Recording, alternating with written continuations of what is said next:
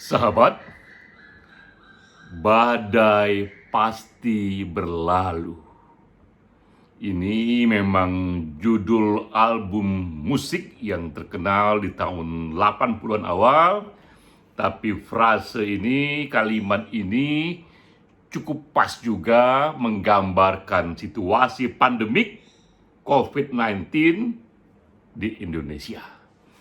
Badai pasti berlalu, katakanlah ini pernyataan prediksi yang juga bercampur dengan harapan bahwa pada waktunya pandemik parah dan besar yang kita alami di bulan Juli ini akan berlalu.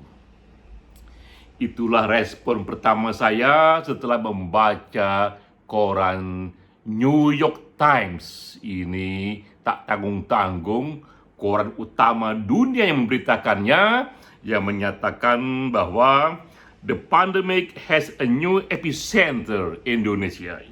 Ini judulnya dari the New York Times. Ini koran ini hingga hari ini dianggap koran yang paling berpengaruh di dunia.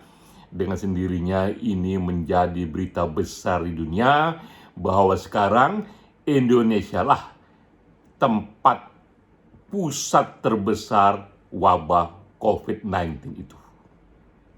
Diberitakan di sini tak hanya jumlah dari yang terpapar virus corona harian, new cases daily new cases, yang harian Indonesia sekarang ini sudah mencapai di atas 50.000 per hari yang terpapar virus corona, dan itu per momen ini, per hari ini, per saat-saat ini adalah jumlah harian yang terbesar di dunia. Jadi pertama itu yang dilihat, kedua juga diberitakan di sini betapa ilustrasinya adalah Rumah Sakit Bekasi.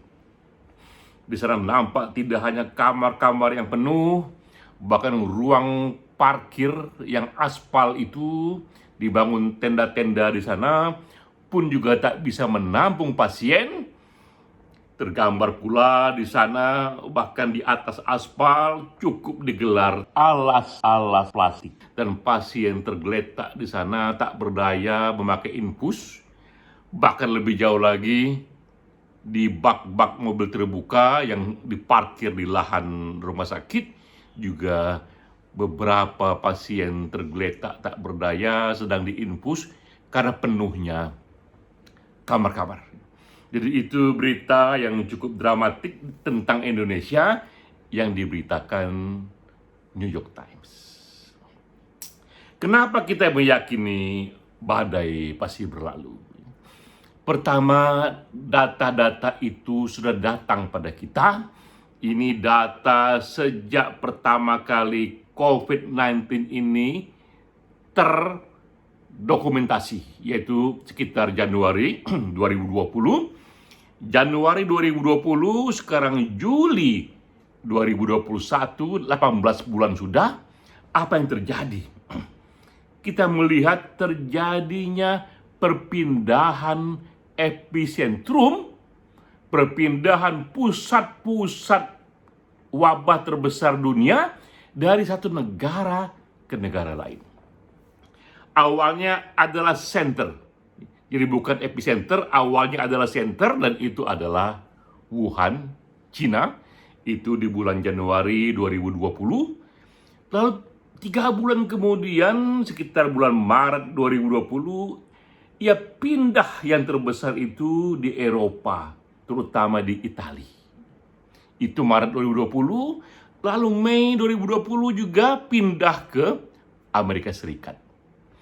Jadi kita lihat dari Asia, tahun 2020 Maret dan selanjutnya pindah ke Amerika dan Eropa. Lalu di tahun 2021 epicenter itu juga pindah. Di bulan Maret tercatat di sana Brazil, Maret 2021, April kemudian India, dan Juli 2021 adalah Indonesia. Jadi kita lihat pusat-pusat wabah terbesar, epicenter itu berpindah dari Cina, lalu Italia, lalu Amerika, lalu Brazil, India, dan sekarang Indonesia. Dari Asia ke Eropa dan Amerika, balik ke Asia lagi, dan diduga nanti ujungnya akan ada di Afrika.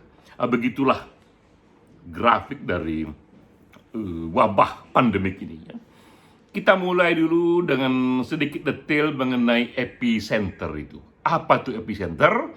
Ini istilah di dunia pandemik yang menggambarkan satu pinggiran center, pinggiran pusat lainnya yang bukan asal-usul penyakit.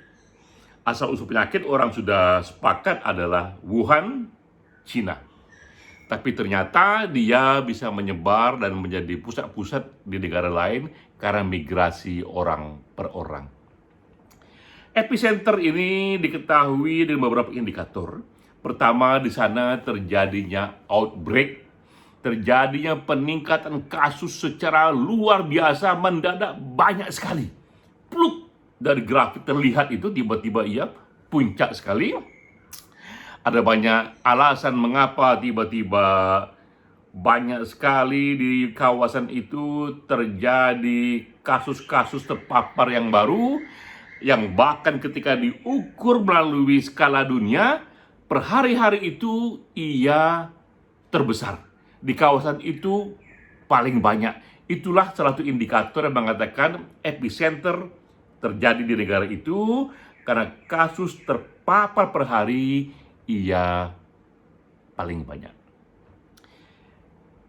Epicenter juga ditandai dengan penuhnya fasilitas kesehatan seperti rumah sakit, bahkan di beberapa wilayah tidak hanya penuh kabarnya, tapi juga overloaded, melampaui kapasitas. Seperti di Bekasi tadi diberitakan bahkan ruang parkirnya juga digunakan, didirikan tenda masih tak cukup, digelar tikar lagi masih tak cukup, kembali digelar di atas bak mobil terbuka.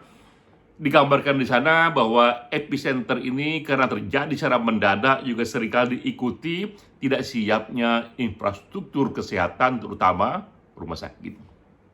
Juga digambarkan seringkali terjadi kekurangan berbagai instrumen kesehatan, ya bahkan di Amerika Serikat pernah terjadi debat besar sekali.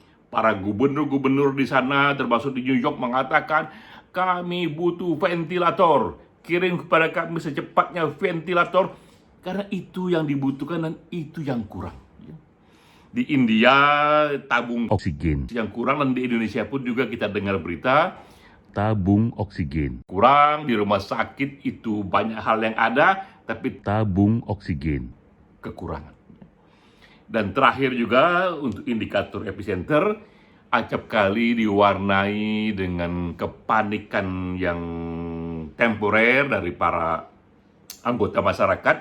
Mereka panik karena tiba-tiba dulu ini COVID menyerang orang-orang yang mereka dengar, sekarang menyerang keluarga inti mereka sendiri, bahkan menyerang diri mereka sendiri, dan mereka tak tahu harus kemana karena rumah sakit penuh, dan lain sebagainya itu. Itulah yang menjadi indikator bahwa epicenter sudah terjadi, sehingga New York Times cukup berani karena dia merasa dia akurat mengatakan kini epicenter itu ada di Indonesia. Sebelumnya orang sudah mengatakan ada di India, sebelumnya ada di Brazil, sebelumnya ada di Amerika Serikat, sebelumnya ada di Italia, sebelumnya lagi awalnya di Cina. Sekarang datang dia di Indonesia. Ini situasi yang kita alami, tapi kita juga melihat data. Data telah datang pada kita bahwa pada waktunya di epicenter itu badai pasti berlalu. Saya gunakan data dari Worldometer dalam bentuk grafik-grafik. Ini gambar-gambar, grafik-grafik yang melihatkan bagaimana badai pasti berlalu di negara lain. Ya. Ini pertama di negara Cina. Ya. Cukup terlihat grafik di sini di negara Cina. Kita lihat tinggi sekali grafik itu puncaknya ketika terjadi center di sana, tapi di bulan Februari 2020, Cina selesai sebagai center dari pandemi karena ia berpindah ke tempat lain. Ini di Cina, badai pasti berlalu terjadi di sana. Atau badai sudah berlalu, itu lebih tepat lagi. Nah, sekarang kita lihat ini di Italia. Di Italia juga pernah terjadi sebagai epicenter di sana. Ini kita lihat grafik di Italia pun sebagai grafik puncak sudah terlewati. Ini di bulan Mei 2021 Italia selesai sebagai epicenter karena lewat itu puncaknya. Jadi badai pun sudah berlalu di sana. Pasti berlalu dan sudah berlalu. Kemudian kita lihat lagi data ini di Amerika Serikat ya. Di Amerika Serikat juga pernah mengalami puncak ya. Ini kita lihat data epicenter di Amerika Serikat dan puncaknya pun sudah lewat di bulan Maret 2021. Mereka mengalami badai sudah berlalu yang tadinya minta ampun membuat heboh dunia karena dia negara superpower, sekarang pun sudah mengalami badai sudah berlalu. Ini Amerika. Data berikutnya ini di Brazil ya. Brazil negara yang paling banyak terpapar di daerah Amerika Latin, di benua sana. Ini grafiknya. Jika kita lihat di Brazil, puncaknya sudah terlewati di bulan Juni 2021, sebulan yang lalu, Brazil sudah melampaui puncaknya. Epicenter pun sudah hilang di sana. Ya. Kemudian kita lihat juga negara India. Ya. Nah, India ini yang juga bikin heboh, karena penduduknya paling banyak setelah Cina. Kita grafiknya, pun puncak sudah terlewati di bulan Juni 2021, puncak itu terlewati dan India selesai sebagai epicenter. Nah, sekarang kita lihat grafik di Indonesia. Nah, inilah grafik di Indonesia sekarang ini. Kita lihat kita justru bulan Juli ini sedang ada di puncaknya. Tinggi sekali meroket daily new cases ini di Indonesia. Karena itu sah New York Times mengabarkan Indonesia menjadi epicenter yang baru. Belajar dari kasus dunia. Apa yang terjadi di sana sehingga akhirnya di Cina, di Italia, di Amerika, di Brazil, di India, ini relatif bisa terlewati, puncaknya relatif terlewati. Ya. Dari catatan Brazil yang sekarang ini masih bergelut di sana, tapi praktis India adalah contoh kasus Asia yang melewati epicenter itu, melewati puncak pandemi itu. Ada 3 hal yang dilakukan. Ini praktis dilakukan di semua negara yang menjadi epicenter, tentu dengan kadar yang berbeda-beda dan dengan istilah yang berbeda-beda. Pertama yang pasti pemerintahannya melakukan lockdown. Melakukan satu tutup komunikasi dan interaksi secara paksa untuk mengurangi kecepatan penularan dan memotong mata rantai penularannya. Di dunia disebut lockdown, di kita sebut PSBB, dan sekarang namanya PSBB darurat. Diberlakukan beberapa hari. Di Italia pernah total dikerjakan 3 hari, di India pernah 3 minggu. Nah, sekarang ini kita katakanlah PSBB seri kedua, karena pertama kita pernah mengalami di tahun 2020. Sekarang ini kita mengalami lagi di bulan Juli 2021. Jadi pemerintah sudah mengerjakan yang benar sesuai dengan panduan dari World Health Organization. Juga berdasarkan kasus-kasus epicenter lain yang sudah selesai, lockdown, menyetop sementara kegiatan publik, PSBB darurat, itulah alat yang efektif untuk mengurangi kecepatan penularan, apalagi diketahui sekarang ini ada varian virus baru Delta dari India yang tingkat penularannya minta ampun cepat sekali.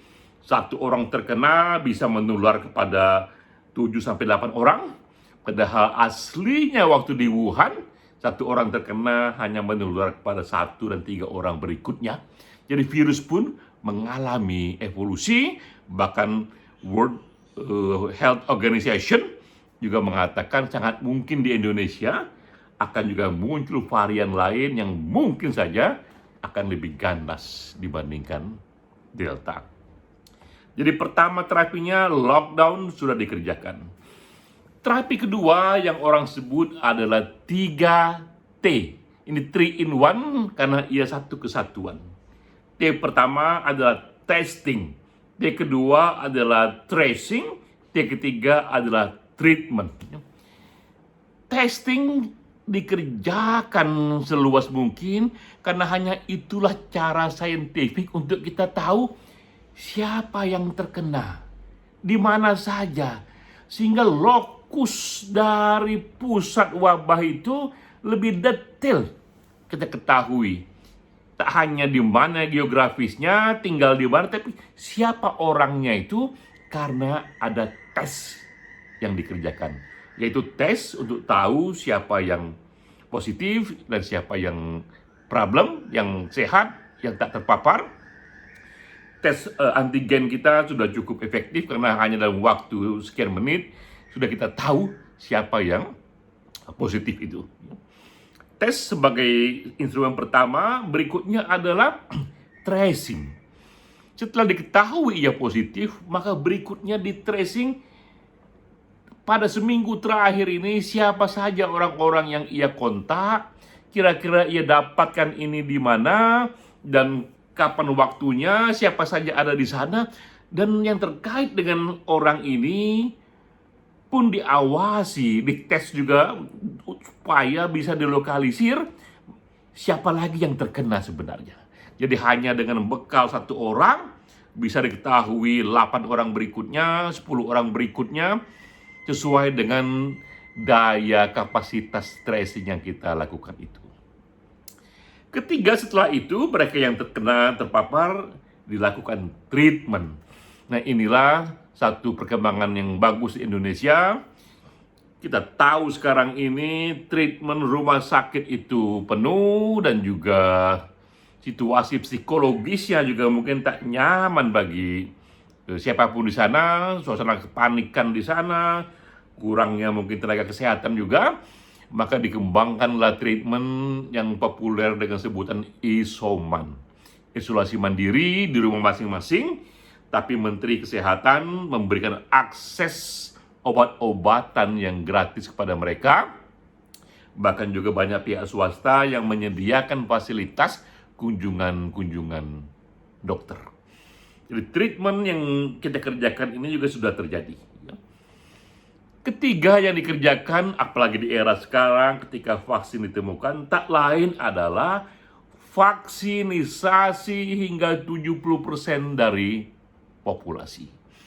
India berhasil di sana karena ia kira-kira sebelum bulan Juni itu sudah melakukan vaksinisasi kepada 20% penduduknya.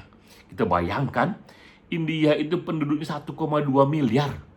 5 kali lipat dari jumlah penduduk Indonesia, tapi kecepatan vaksinasinya bisa jauh melampaui Indonesia. Ia sudah ada angka di 20% ketika Indonesia saat itu masih di angka 10%. Vaksinasi inilah cara ketiga yang bisa membuat mereka yang tertular itu lebih tahan terhadap penyakit itu dan lebih tidak menularkan, lebih tidak menghendaki treatment yang lebih serius di rumah sakit, sehingga pastilah yang divaksinasi itu jauh lebih membantu terciptanya kondisi yang lebih baik dari pandemik itu. Dengan 3 treatment ini tadi, yaitu lockdown, 3T, vaksinisasi, kita melihat India pun menurun grafiknya, Brasil juga demikian, ya. Apalagi sekarang di Eropa, di Amerika, bahkan mereka sudah bicara mengenai kemungkinan membuka masker. Dan kemarin kita menonton Piala Eropa, itu di London itu, kembali itu lapangan penuh dan orang bersorak-sorak seolah-olah tidak dalam suasana pandemik. Dan ini mereka bisa kerjakan karena ketika mereka masuk lapangan, mereka serahkan dulu satu kartu bahwa mereka sudah divaksin, mereka serahkan juga bahwa mereka tidak membawa virus, sehingga panitia merasa aman. Orang-orang yang saling tidak terkena wabah berkumpul menonton sepak bola bersama final Piala Eropa. Sudah sampai di sana. Karena itulah, sahabat, kita meyakini badai pun pasti berlalu di Indonesia. Sahabat, ini video saya yang ke-17 di hari working from home yang juga ke-17. Satu hari, satu video, satu topik. Dan ini kuliah pendek ini hanya direkam melalui handphone saja. Saya Denny JA. Sengaja ini saya kerjakan dalam rangka berbagi pengalaman bahwa walaupun badan kita terkurung di rumah saja, hanya dengan satu handphone saja kita tetap bisa membuat konten kreatif untuk saling berbagi pengalaman, saling berbagi informasi. Salam.